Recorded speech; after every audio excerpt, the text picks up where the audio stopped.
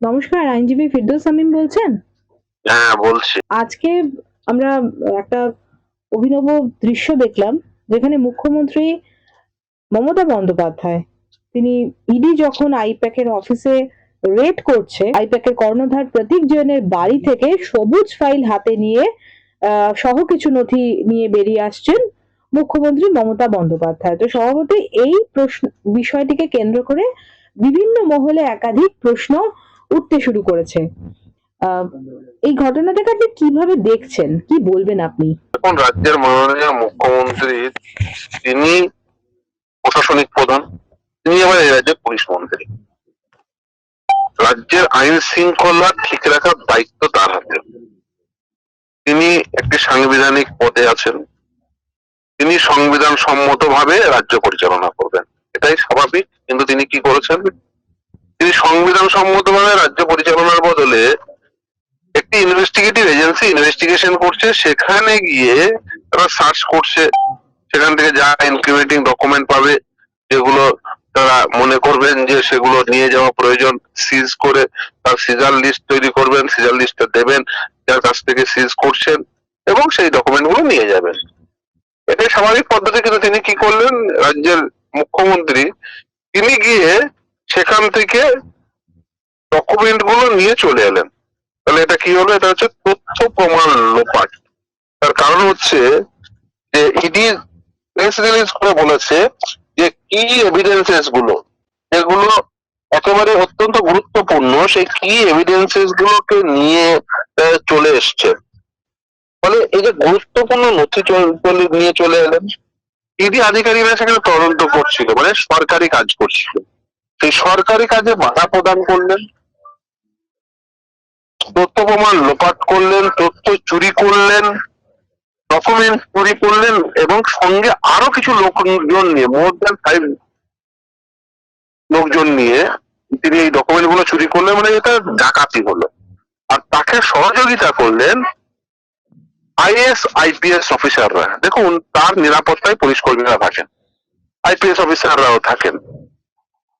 অথচ তাদের কাজ কিন্তু এই নয় যে মুখ্যমন্ত্রী যে দুষ্কর্ম করছে সেই দুষ্কর্মে সহযোগিতা করা। কালকে যদি মুখ্যমন্ত্রী কাউকে মার্ডার করতে যায়, নিশ্চিতভাবেই যে পুলিশ কর্মীরা তাকে সুরক্ষা প্রদান করেন, তারা নিশ্চিতভাবে তাকে মার্ডার করার জন্য সাহায্য করবেন না। ফলে দুষ্কর্ম করলে সেই দুষ্কর্মের সহযোগিতা করা, এটা কোনো পুলিশ আধিকারিকের কাজ নয়, বা তার নিরাপত্তায় থাকা আধিকারিকদের কাজ নয়। আপনারা কি দেখলেন? সকলে, গোটা রাজ্যের মানুষ দেখলো যে আগে পুলিশ কমিশনার ঢুকলো, তার কিছুক্ষণ পরে মুখ্যমন্ত্রী ঢুকলেন, তারা তথ্য প্রমাণ নিয়ে হাওয়া হয়ে গেলেন। এই দুষ্কর্মটা করলেন কিসের জন্য? আসলে তিনি রাজ্যে যে আইনের শাসন থাকুক এরা চাইছেন না, রুল অফ ল তাতে বিশ্বাস করেন না। তিনি এই অ্যানার্কি তৈরি করতে চাইছেন। অ্যানার্কি তৈরি করলে লাভটা কি? তাহলে যদি কোনোভাবে এমার্জেন্সি লাগু হয়, তাহলে কিন্তু উনি সহানুভূতির ভোট পাবেন। কারণ উনি দেওয়ালের লেখন খুব পরিষ্কার বুঝে গেছেন যে এবার ভোটে হারতে চলেছেন। তবে সহানুভূতির ভোট পাওয়ার জন্য উনি কিন্তু এই এনার্জিটা তৈরি করছেন। অপরদিকে, আচ্ছা, আইপ্যাকের অফিস, ওই তরকারি যদি ধরেও নি, ওটা পার্টি অফিস। পার্টি অফিসে যদি চুরির নথি থাকে, চুরির টাকা থাকে, দুষ্কর্মের নথি থাকে, তদন্তকারী সংস্থা গিয়ে সেটা তদন্ত করতে পারবে না? আইনে কোথায় বাধা রয়েছে? কোনো বাধা নেই। চুরির ডকুমেন্টস পার্টি অফিসেই থাকুক বা অন্য কোথাও থাকুক, সেখান থেকে গিয়ে তদন্ত করবে তদন্তকারী সংস্থা। আর মুখ্যমন্ত্রীর যারা নিরাপত্তায় আছেন, তাদের কাজ এই নয় মুখ্যমন্ত্রী দুষ্কর্ম করলেও তাকে নিরাপত্তা দিতে হবে।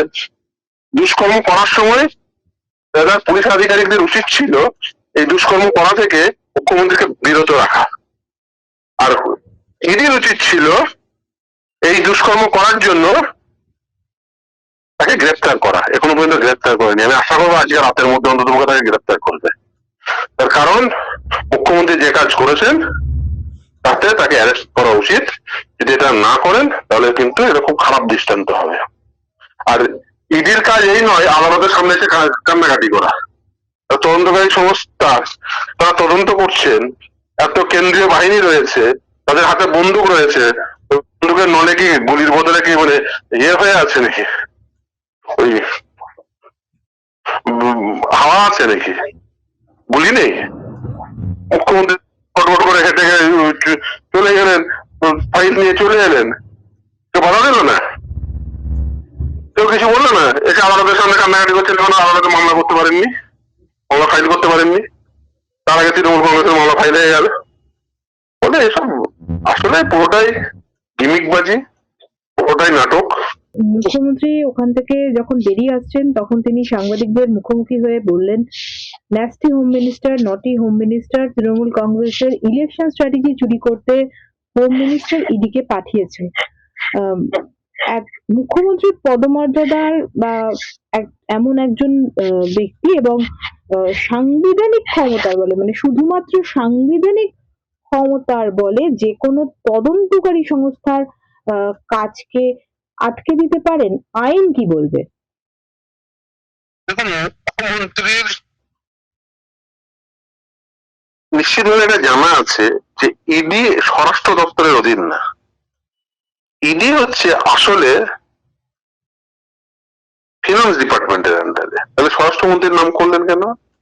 আসলে উনি প্রধানমন্ত্রীকে বার্তা দিতে চাইছেন যে দেখো, রাজনৈতিকভাবে অমিত শাহ অনেকটা বেড়েছে, আমি পলিটিক্যাল স্টেটমেন্ট করে দিলাম, তাতে অমিত শাহকে তোমার ছাড়তে সুবিধা হবে এবং তার ফলে আমাকে এই মুক্তি দাও।